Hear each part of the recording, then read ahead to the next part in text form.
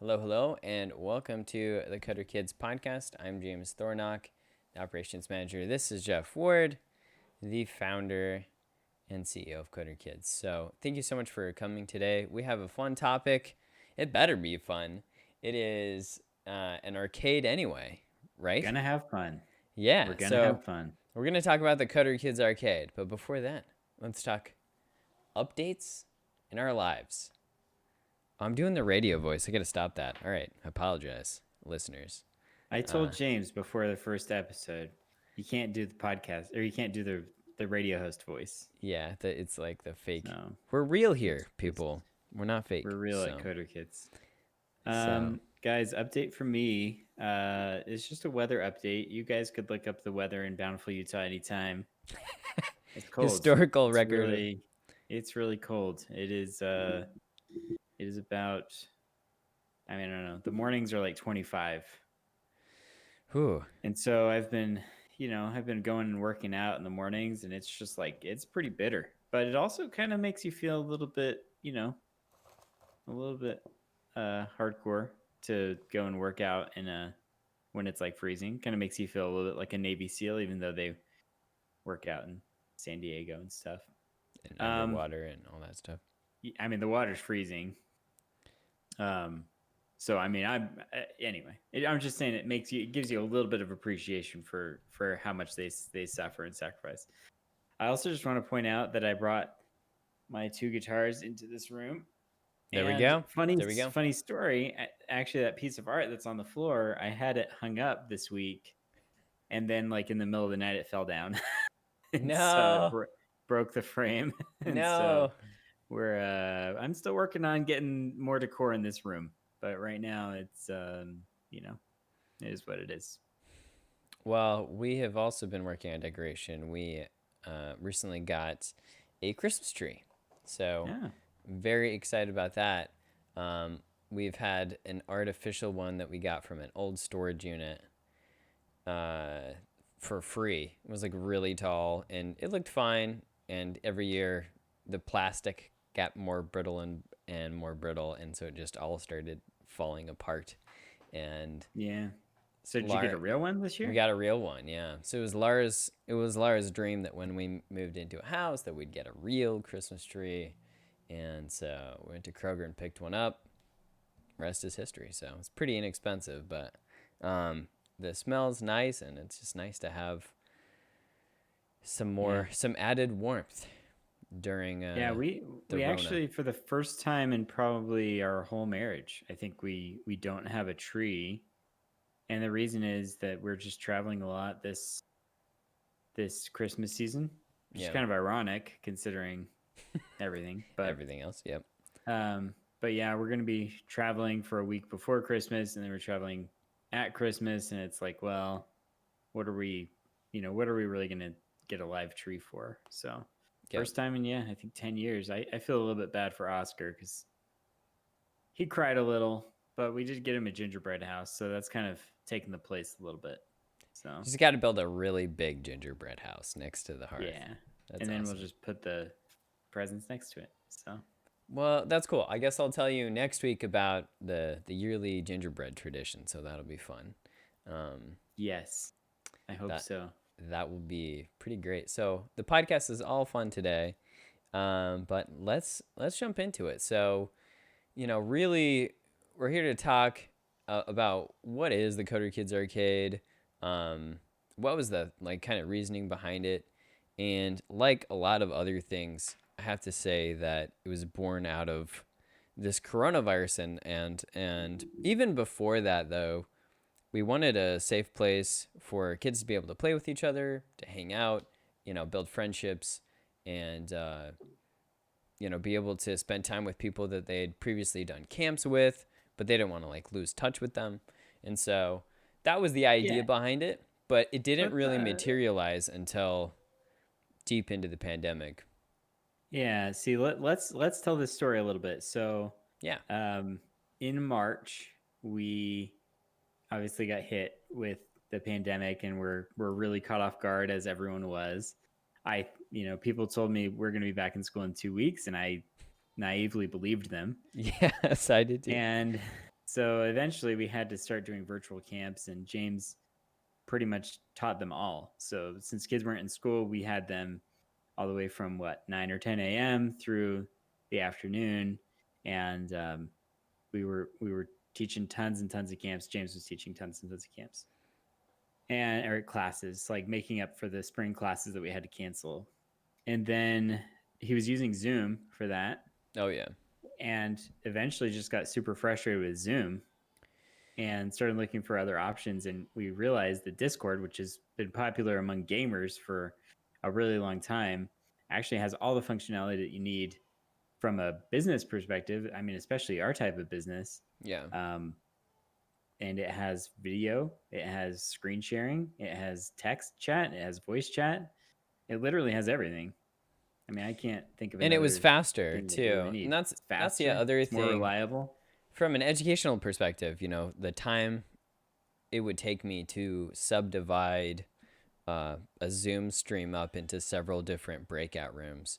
It would take 10 minutes just to break everyone up, when in Discord I can just drag and drop someone and like boom, they're there. So Yep. yeah, there is some simple and refined beauty to it. And so we switched all of our internal communications from Slack as a business to Discord, and then also we switched the classes and camps from Zoom to Discord. So now everything's in Discord, and it makes it easier to coordinate with instructors as well. But that's kind of the Yeah, I mean, boring behind the scenes stuff. But it's pretty cool because you have a Discord channel that now we have, I don't know, 500 people that have been into this channel or into our Coder yeah, Kids, Discord. I guess it's not technically a channel; it's like a realm. What do you call it when it's? Is it it's a server. okay? Yeah. So in our Yeah. Discord server, we've had probably over 500 people, all of our summer camp people, all of our fall people, and all of our instructors, and then probably a few random people as well. Um, who have stopped in. And so I think the really cool thing about it is that, another cool aspect is that we can monitor it, and we can use bots to kind of make sure that the like James is going to mention probably, but he set up like a cursing filter so there's no like profanity in the server. Obviously, we can monitor all the chats, we can monitor all the conversations, so we know that there's no bullying going on or anything like that. So I think it's just a really cool platform. Yeah, and the other thing is that Discord is always on. So what that means is like Zoom, you have to you've Yep. got a scheduled call 10 a.m. With so and so, and then once the call is done, it's over, and that makes sense because server space is not cheap unless you're Google and you're mining everyone's data. So what it comes down to is it's quite a nice feature, and because of that, Discord has a like a log too. So we have a meme channel, which I didn't know if we were going to bring up, but it makes sense in this context. Like if a kid posts a meme at like 8 a.m. and I don't, log onto the arcade until like the evening, I can still see the meme. So that's cool. Like, and Yeah. there's a history, and it's kind of growing and evolving instead of, well, I wasn't there, so I don't know what happened. So, I mean, um, it is hilarious to me that um, Discord. I mean, Slack just sold to Salesforce for like $24 billion or which something, blows my mind. and you got like Slack. You have to upgrade and pay all this money to like do all this stuff that Discord does. Right. And so it's like Discord is a combination of the the phone call functionality you get, but also voice chat, Slack, which is all the text chatting, Zoom, which is all the video chatting. It's just really a great platform. I'm surprised that more people don't use it outside of just the gaming community, but it is definitely very, very popular among tech and gaming circles. So And one of the again, sleeper yeah, features, was that when we were just starting our summer camps, I was looking at downdetector.com, which is a great resource if you're trying to figure out if it's just your internet or that site is down. And whenever Discord was down, and there were 2 or 3 times, Zoom was also down, but Zoom was also down many more times, much more frequently. At least once Yeah. a day, the whole service was offline because everyone was trying to use it, especially on Mondays, because all of the business meetings all happen on Mondays. So it's also more reliable, which is really nice. But a lot of that's stabilized for both companies. But yeah, certainly it's an awesome tool. And then if you do want to go, quote unquote premium, they call it Nitro, then you can send files and images that are like larger, and your audio and video quality is a little bit better. But I don't think you even have it, Jeff. And I don't have Nitro. No. and we're recording this through Discord. We're using OBS as well, but the video quality is pretty good and it's pretty instantaneous. And so, yeah, and higher So quality actually than Twitch. So so let's talk about kind of the why, yeah. and then like why someone would want to join it, or what is the Coder Kids Arcade, and then also kind of instructions for how you would join it if you wanted to. Yeah, so the why behind the arcade is, look, everybody wants to have fun. We want a safe and fun place to be able to do that. And we'd love to host that. Parents, a lot of times you will encounter a video game and wonder, like, what in the heck is inside this video game that they love spending hours and hours in. That's why we did the kid friendly game reviews. In a similar way, a lot of like how kid friendly something isn't the game itself, it's the fact that they're talking to random people on the internet. And so you can have someone who's like super safe and super nice, and a kid their age who treats them with respect, which is probably like 2% of interactions. And then you also have, then, are they playing with friends, and who are they playing with? And so this is not a perfect solution by any stretch of the imagination. I'm not in the arcade 24/7, but we do have some strategies. We have that bot that filters out cursing. A lot of these kids are the same age, and so it's a lot safer, and it's something that you can monitor too. And the nice thing is you can call us on the phone. You can you can call me up and say, "Hey James, what's going on in the arcade? What kids are in the arcade? Who is my kid interacting with?" And I can straight up tell you. So who's running it. So that Yeah. really helps. And I think one thing that's really cool that I think we've done effectively since the pandemic is like um, think about ways to uh, kind of make our business run smoother, and one of those ways is definitely Discord. So like when the kids come in for a class, there's a bot that greets them that says like, which class are you trying to go to? That was really helpful in the summertime, especially. Um, and then also just like the ease of, like James was describing, like drag and drop, dragging people into channels. Um, James made a Discord video to like explain to parents like how to get into Discord and do all that. But then the other thing I was thinking is like we have this thing in the bottom right hand corner of our website now, which is called Intercom, which is like a chat. It has chat functionality, and so we have like a menu system set up where you can kind of get your questions answered if you have questions about different things with Coder Kids. So I think the great thing is that people maybe will have to call us less.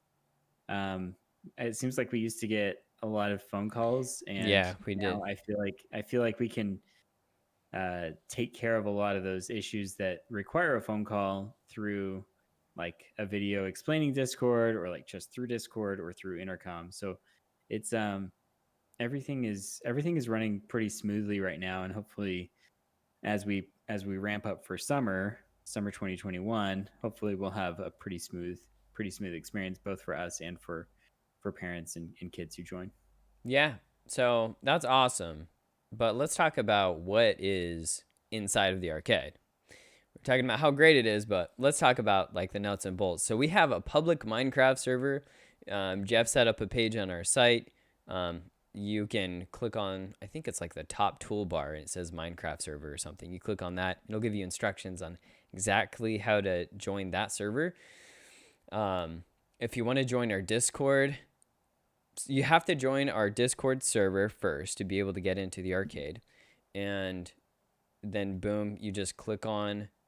It's called Coder Kids Arcade, and then you're right in. There are voice channels where kids can talk to each other, and I'm in there pretty frequently, and I can see what's going on.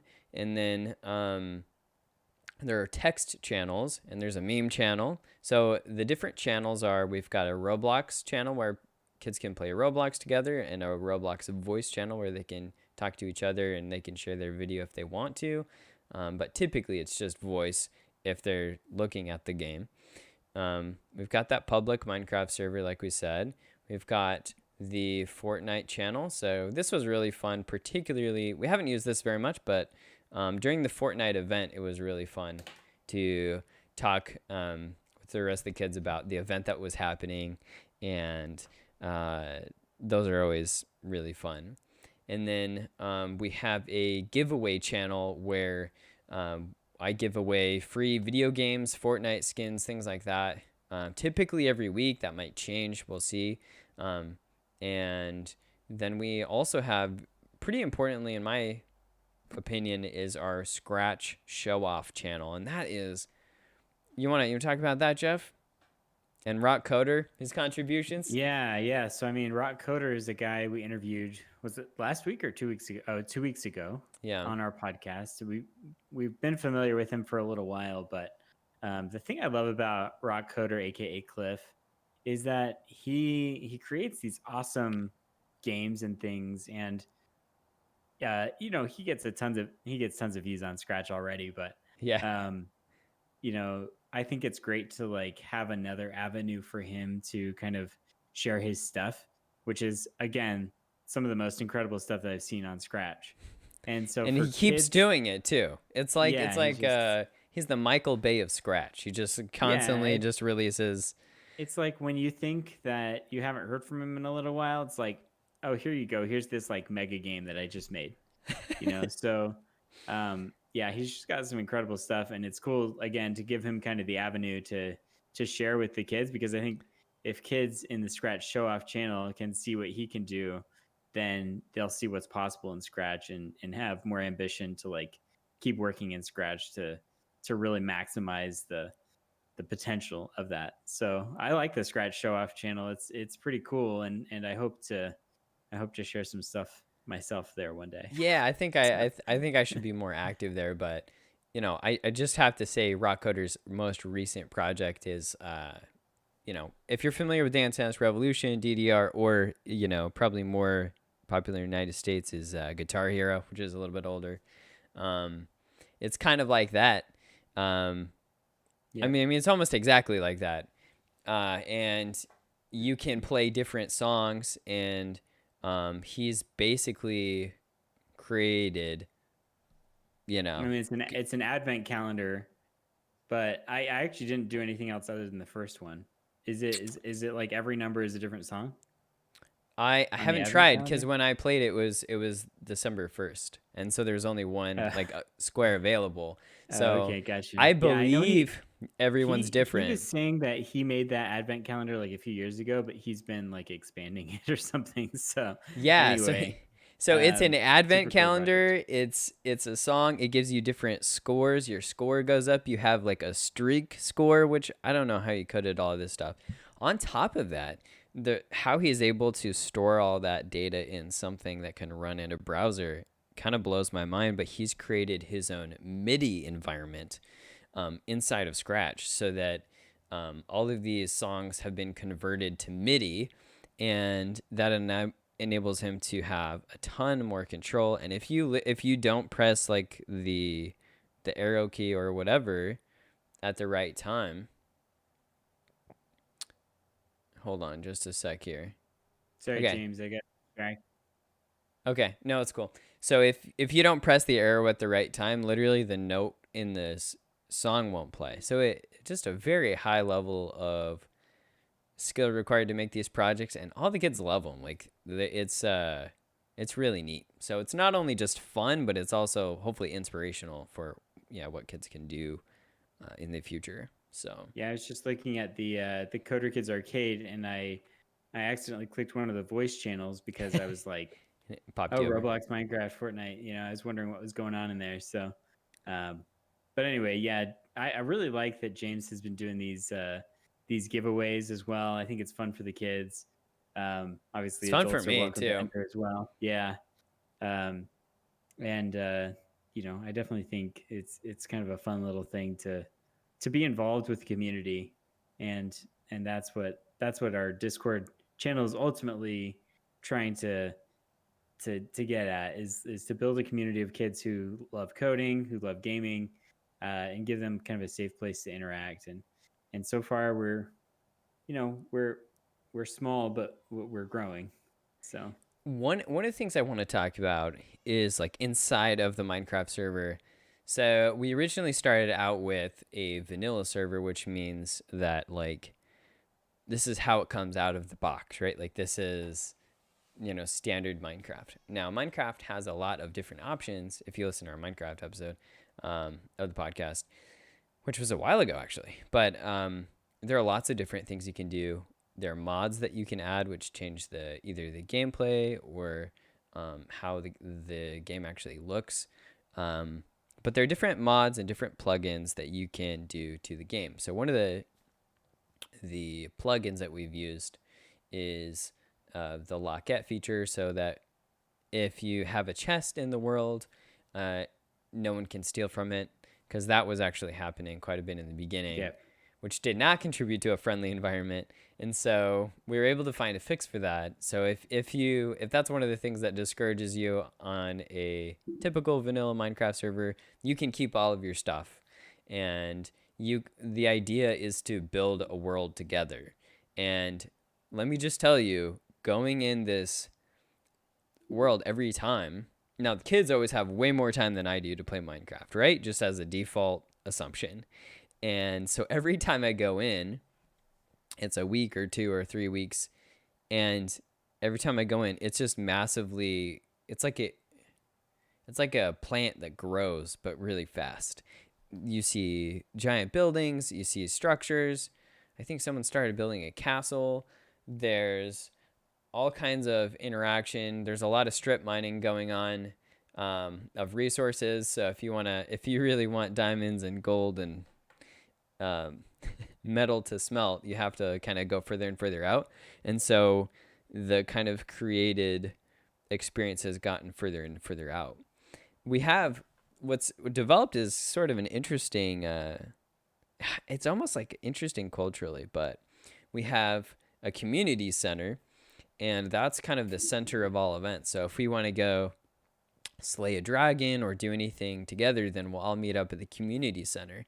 And inside the community center, several of the people who play Minecraft have their own rooms. And we've got like an underground chicken farm. I have my own underground cattle herd I'm breeding cattle down there, and we have tons of steak. So if you want free steak, come there to the Minecraft I server. do actually. Yeah. Yeah.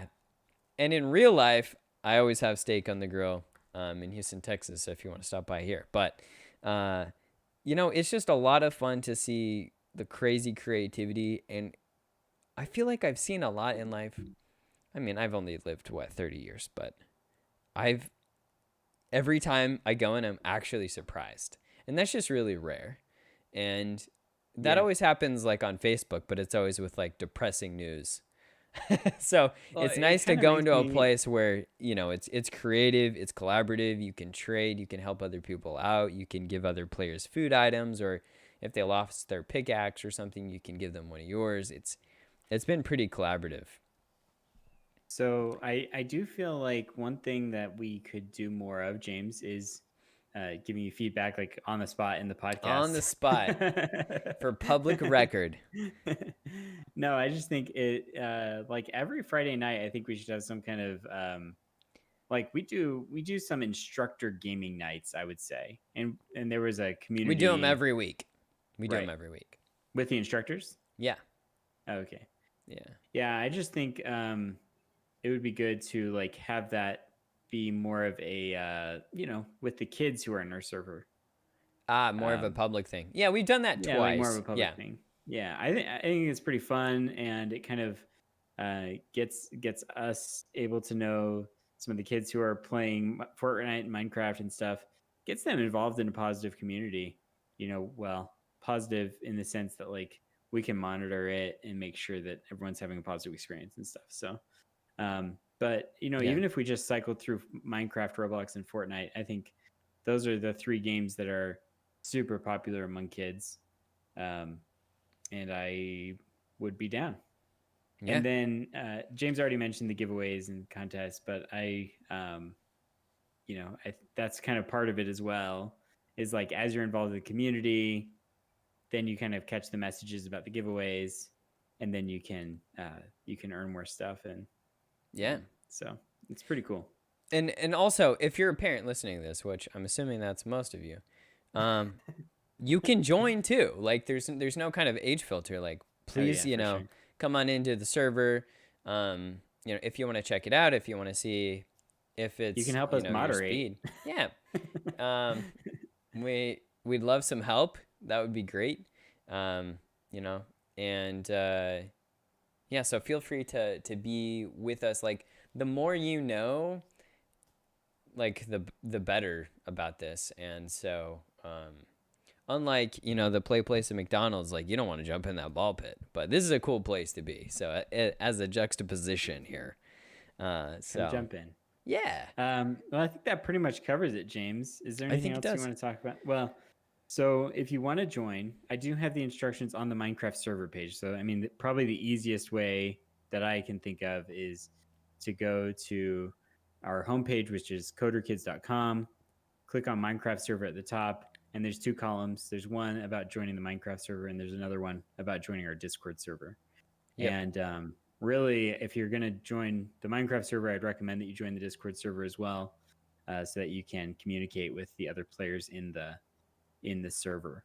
But that's probably the easiest way to find the information. But there is a link. It's a unique link that gives people permission to join our server, and we're going to keep trying to grow it and try to build a strong community of people uh, who are into this stuff and who are nice and kind to each other. So That's right. Yeah, I mean, kind of like Squatting Dog's vibe, where he's trying to build a community. People are building stuff together. They're creating together. It's just a lot more fun. You don't have to like constantly watch your back and worry if like someone's out to get you. Like, people are around. They're trying to yeah, help you out. They're I mean trying to, gaming, yeah, and we talked about this with Squatting Dog as well, but like gaming has a tendency to be a toxic community. And I think that there's so much power and just so much fun that can happen when gaming is a fun experience and it's not toxic. yeah, Which doesn't mean you shouldn't be competitive ever, but as we were talking about with Squatting Dog, like you can be competitive and still have fun. And yeah. some people just turn it into trolling or toxicity, and yeah. So I really hope that we can build that. Sounds good. All right. Well, thank you so much for joining the podcast. As always, please like, subscribe, and ring the bell for notifications. And everything is going to be in the show notes and in the video description below, including the link to our Discord, where we'd love to see you. And if you have any future ideas for kid-friendly game reviews or classes that we should have, or video topics or podcast topics that you'd like to hear about, feel free to reach out to us with the information provided below. All right. See you later. Thank you.